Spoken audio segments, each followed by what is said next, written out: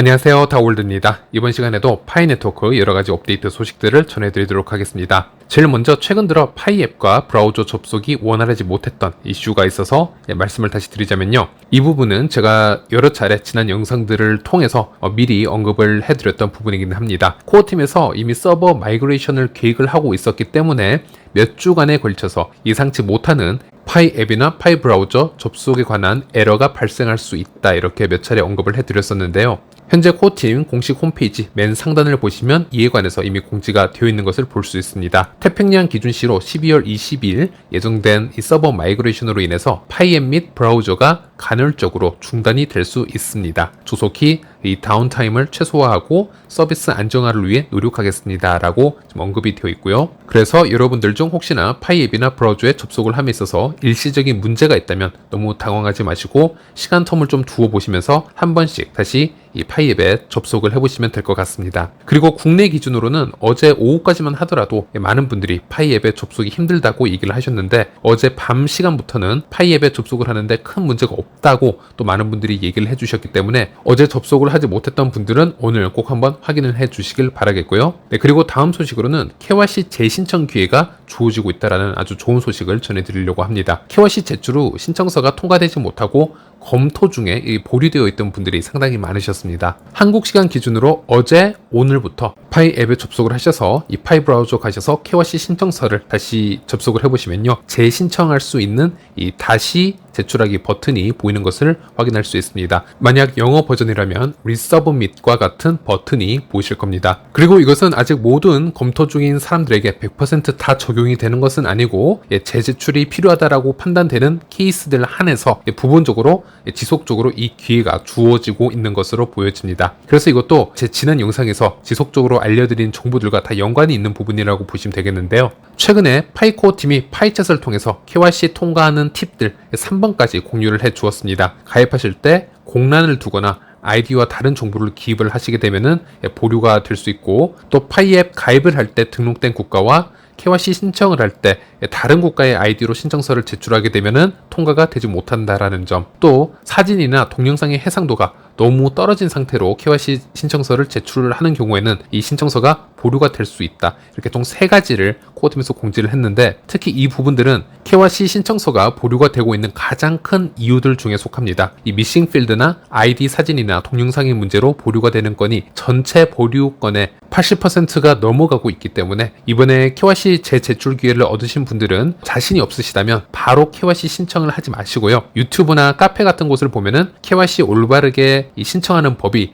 상당히 자료들이 많이 나와 있습니다. 어디서 무엇을 어떻게 기록을 해야 되는지, 또 돌발 상황이 발생하였을 시 대처할 수 있는 팁들도 많이 공유가 되고 있으니 그런 부분들도 한 번씩 다 숙지하시고 KYC 신청을 하시길 바라겠습니다. 그래서 KYC 보류 중으로 되어 있는 분들은 하루에 한 번씩 채굴 버튼을 누르시면서 동시적으로 파이 브라우저에 KYC에 접속을 하셔서 현재 다시 KYC를 신청할 수 있는 기회가 왔는지 확인하는 것도 이제부터는 매우 중요하다고 할 수 있겠고, 그래서 이번에 재신청을 하신 분들은 앞으로 큰 이슈 없이 원활하게 모든 게 다 해결이 되기를 진심으로 응원을 하겠습니다. 그리고 이 KYC 관련해서 최근 12월에 들어서면서 KYC 검증 활동을 하고 있는 분들은 다 아시겠지만 이번 달에 KYC 검증 건수가 정말 많이 들어오고 있습니다. 심지어 제가 영상을 만들고 있는 이 순간에도 제가 지금 파이 브라우저를 또 KYC를 오픈을 해서 검증을 해보면서 지금 영상 제작을 하고 있는데, 제 개인적인 기준으로 보았을 때는 검증 건수가 약 5분마다 적어도 하나씩 뜨는 것으로 보여집니다. 그런데 최근 들어서 검증을 하다 보면 아무래도 이 아이디 사진과 현재의 인물이 너무 큰 차이가 나는 분들을 발견할 수 있습니다. 기본적으로 수십 년 이상 차이가 나 보이는 아이디 사진이라든지 헤어스타일이나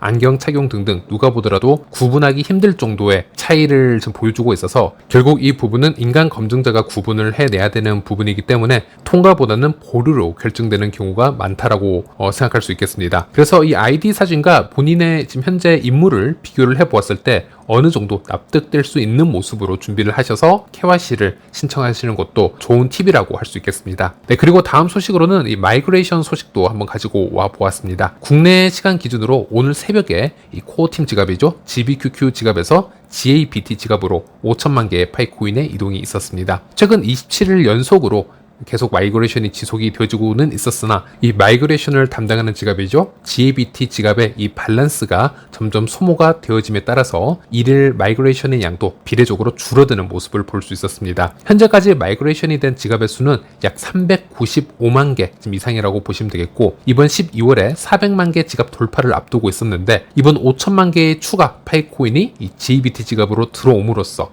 12월 400만 개 지갑 돌파는 큰 문제가 없을 것으로 보여집니다. 그리고 이 GABT로의 파이코인 이동에 대한 차트를 잠시 보여드리자면요, 확실히 올해 연말 들어서는 이 GBQQ 지갑에서 GABT 지갑으로 이동된 파이코인 양이 급증한 것을 볼 수 있습니다. 지난 11월 달에 2억 5천만 개의 파이코인이 마이그레이션이 되는데 사용이 되어졌고요. 이번 달에도 1억 5천만 개의 코인이 마이그레이션을 위해서 사용이 되어졌거나 지금 진행 중인데, 물론 전체적으로 이것을 판단을 해보았을 때는 아직 답답한 부분도 있는 것은 사실이지만 작년 말과 비교를 해보았을 때는 올해 말이 진행 사항이 수치적으로는 좀 더 원활하게 진행이 되는 느낌은 있습니다. 물론 여기에 속도가 좀 더 붙을 필요가 있겠는데요. 이번 12월이나 내년 1월에 검증자 평판도도 업그레이드가 되고 나서 또 검토 중인 수많은 케이스들이 하나씩 처리가 된다라고 가정을 해보았을 때는 내년 1분기에도 최소 지금과 같은 마이그레이션 페이스를 보여줘야 되지 않을까, 이런 생각을 해보았고요. 그리고 최근에는 오픈메인넷 시기에 대한 여러 루머들이 끊임없이 X에서 공유가 되고 있기 때문에 여기서 루머 하나를 제가 가지고 와 보았습니다. 제일 먼저 말씀드릴 것은 현재 나오고 있는 오픈메인넷 이 시기는 모두 루머라고 보시면 되고, 코어팀에서는 그 어떤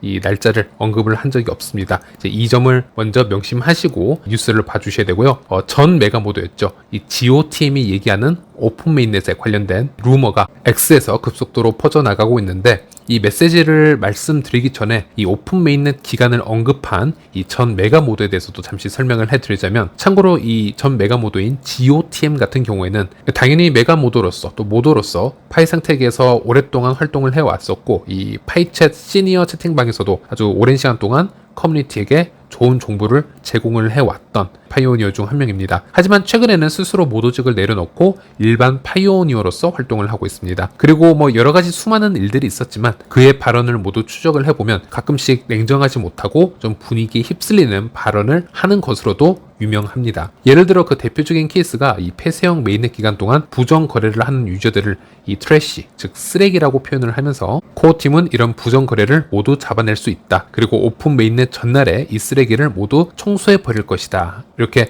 어떻게 보면 상당히 극단적인 표현 방법으로 커뮤니티와 이제 소통을 하는 것을 볼 수 있었는데, 참고로 코어팀에서는 조금은 다르게 해석될 수 있는 화법으로 의견을 공유를 해주었습니다. 코어팀에서는 이런 얘기를 했었는데요. 우리는 부정 거래를 식별하는 방법이 있으며 이 부정 거래자와 이 거래를 막기 위해 계정을 동결해 왔었지만 현실은 확실한 증거를 얻기가 매우 어렵다라는 것입니다. 코어팀이 지속적인 개발에 집중하는 대신 이런 모든 부정 거래를 찾아내고 처벌하려고 하루를 보내는 것에, 이 시간을 소비하는 것에 파이오니어들이 그렇게 기뻐하지는 않을 것이다. 이렇게 현실적인 얘기를 했었는데요. 그래서 이런 발언들로 보았을 때 이 GOTM의 이 성격이나 이 화법을 조금 파악을 하게 되면 어느 정도 그의 주장을 좀 필터링해서 들을 수 있게 될 것입니다. 그리고 이 유저가 이번에도 텔레그램을 통해서 오픈 메인넷 기간을 얘기하는 이 짤이 돌게 되면서 화제가 되고 있는데요. 조만간 KYC 6개월 이 유예 기간이 시작된다라는 발표가 있을 것입니다. 날짜는 묻지 마세요. 파이데이 2를 중심으로, 즉 파이 투데이를 얘기하는 것이죠. 오픈 메인넷이 시작이 될 것입니다. 라는 약간은 좀 극단적인 지금 메시지를 지금 언급을 하였고요. 그래서 이 짤들이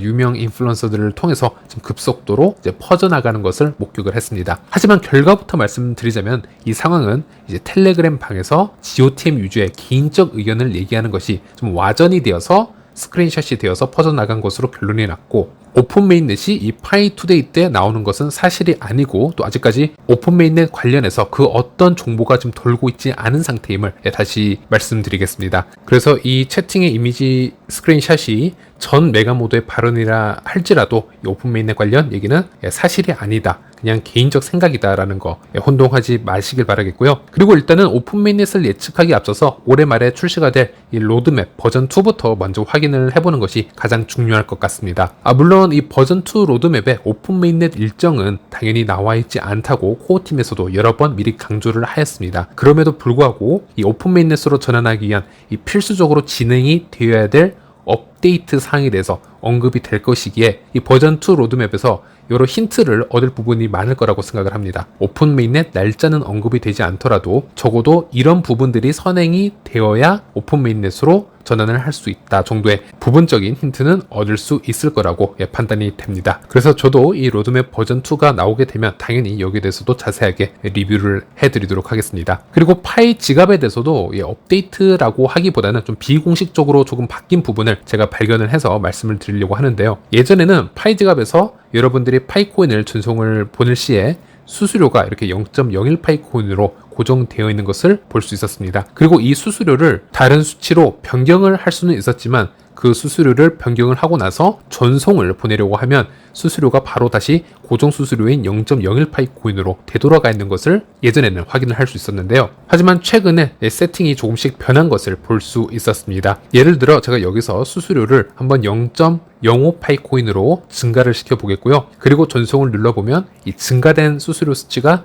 그대로 결제창에 나와 있는 것을 볼 수 있습니다. 예전 같았으면 바로 0.01 파이코인으로 다시 세팅이 돌아왔어야 했는데 지금은 0.05 파이코인 그대로 나오는 걸 볼 수 있고요. 물론 지금 이렇게 0.05 파이코인 수수료로 전송을 해도 결국 온체인 데이터, 즉 블록체인에서는 0.01 파이코인으로만 지금 소모가 되는 것을 확인할 수 있습니다. 즉 정리를 해드리자면 이 파이 수수료는 아직 고정 수수료 0.01 파이가 맞고요. 단지 예전에 비해서 이 세팅이 조금 바뀐 것 같다라는 말씀을 드리는 것이고, 그럼에도 불구하고 이 조그만 이 변화를 좀 유심 있게 지켜볼 필요가 있는 부분이, 이미 코어팀에서는 파이 전송 수수료가 미래 블록체인에서 병목 현상이 생길 때는 좀 더 높은 수수료를 지불하고 전송하는 거래 건수를 노드들이 먼저 처리를 하겠다 이렇게 언급을 했었고, 또 최근에 쇼츠 영상에서 살짝 나오는 부분을 보면 수수료가 고정 수수료 0.01 파이가 아닌 그보다 더 높은 수수료가 새겨져 있는 이 힌트성 이 화면을 보여준 적이 있었습니다. 그리고 그 이후에 이런 업데이트가 있었다라는 것은 앞으로 이 수수료 관련해서 어떤